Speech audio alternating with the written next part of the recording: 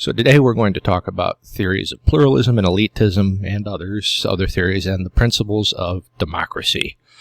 And this will be lesson 1. This week's going to be more video heavy and less assignment heavy. Now, before we get started, I just want to say something. Watch these videos. I do not make these videos for my health. Alright? Watch them. I say important things in them. Things that you might find useful later on. Around test time, maybe. Okay?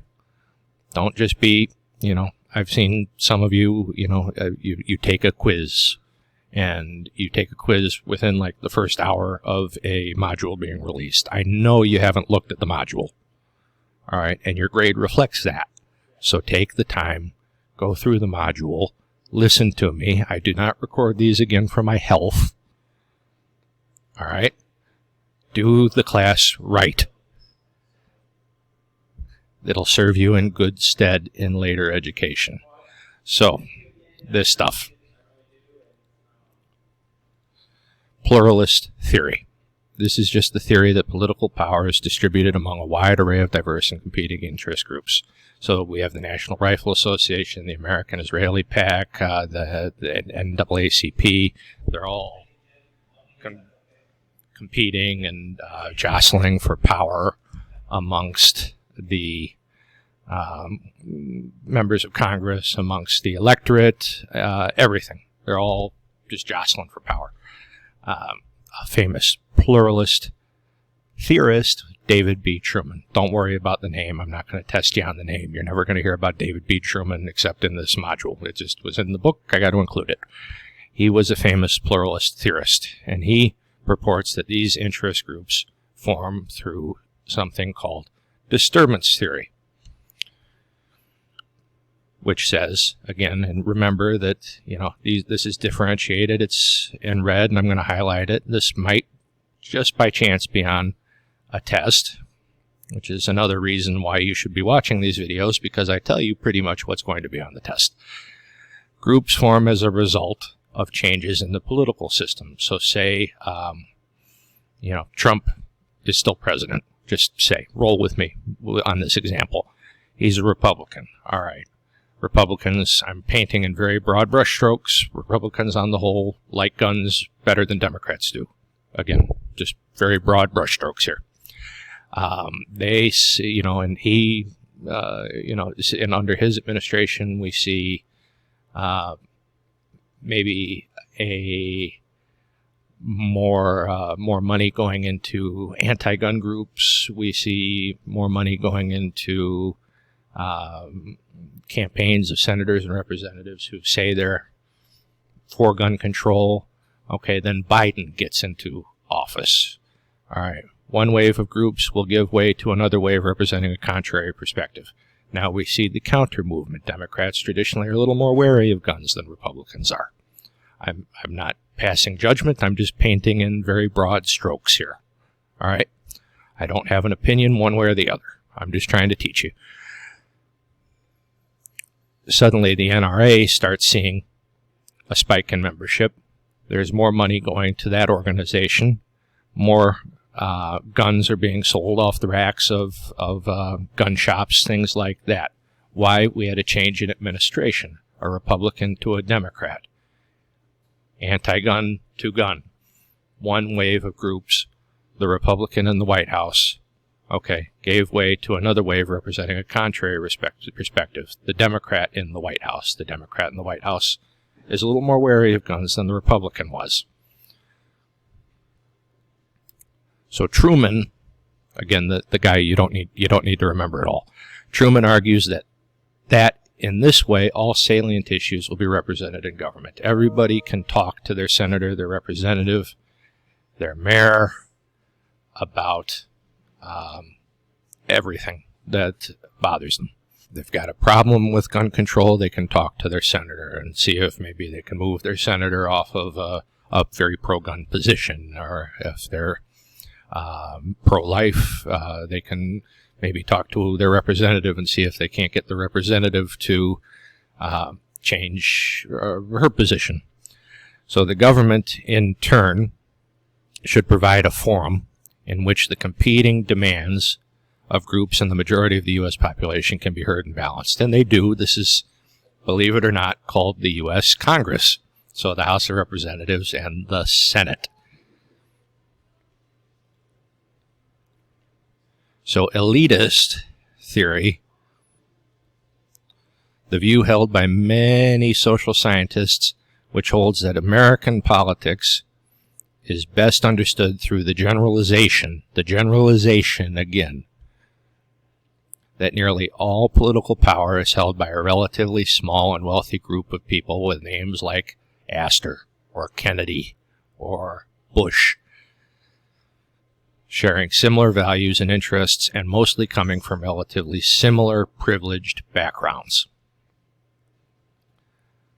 So the generalization that power is held by an elite few. Now, what do you think? Are we a pluralist society? Are we an elitist society? Which one? Or maybe there's a combination of the two. So most of the top leaders in all or nearly all of the key sectors of society are seen as recruited from the same social group. And there might be some truth in that. If you think about it, if you look at who the CEOs of the Fortune 500 companies are. Elite theorists emphasize the degree to which interlocking corporate and foundation directorates and frequent social interaction tend to link together and facilitate coordination between the top leaders in business, government, civic organizations, educational and cultural establishments, and the mass media. Put very, very simply, these guys all get together and decide what's going to happen. All right, in the various enterprises in the country. I'm not trying to sound all Illuminati, but, you know, if the CEO of the Fortune 500 company that makes, say, COVID-19 vaccines, you know, he's got a buddy that maybe is the Secretary of the Interior. So, you know, this guy knows this guy, and, you know, they have some pull, they give advice, maybe. The power elite here can effectively dictate the main goals for all really important government policy making by virtue of their control over the economic resources of the major businesses and financial organizations in the country. And there's some truth to this as well. So the power, their power is seen as based most fundamentally on their personal economic resources and their position within the top management. So they have this power, they have this say because they're rich and control the resources. And that is really the sad reality of the situation. If I walked into Senator Durbin's office right now and said, Senator, you have to do something about these skyrocketing gas prices. I got excited, and it's terrible. I got really excited. I drove by a gas station where gas was $4.99 today. It's pathetic that I thought that was a good thing. You got to do something about that. What is Senator Durbin going to do? Senator Durbin's going to laugh in my face and say, get out of my office. All right.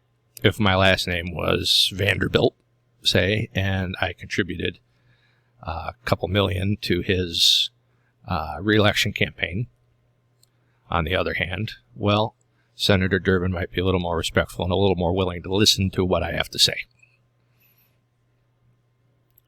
So these guys, their power is seen as based most fundamentally on their personal economic resource and especially on their position within the top management of big corporations. So because, say, I'm a rich guy who runs a Fortune 500, I don't really need to garner mass support through efforts to represent the interests of these broader social groups. So I can just walk into an office, say, hey, I want it that way, and more than likely I'd be listened to. And this isn't fair. It really isn't. But this is, you know, the world we live in. versus the world that the founders intended for us. You know, it's the distance from here to Mars. So elitist theorists, say that 5 times fast, elitist theorists differ somewhat among themselves on such questions as how open the power elite is to new blood, so people, the new money, somebody who might have made their fortune recently, like Elon Musk, say, just as an example.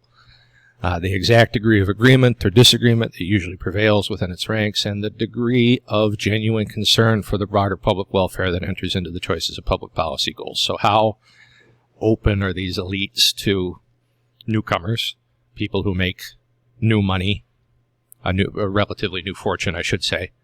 How open are these guys to concern for us? We are the broader public. You know, if anybody has, you know, more than a couple $1,000s in their bank account, hit me up, because, you know, I want to borrow some money. But I'm just joking. But, you know, how does this enter in, these theorists, this new blood, to public policy goals? How does that influence? And I don't have an answer for that. That's just a question that you need to consider, because you need to be thinking about this stuff too. So all of these theorists really broadly share the notion that it is these few thousand really movers and shakers who really are running the country and determine the basic directions of public policies. And it's these guys, and certainly not us, you know, with the manipulated and powerless masses of ordinary voters that choose candidates at election time. So it's these guys, the Vanderbilts, the Astors, the Musks, the Bezos family, that are running the country. It's certainly not us who vote for these candidates, vote them into office, choose who serves at election time. So there are other theories, too, about how our country works. But I'm going to do a part 2 on that. So see you in a moment.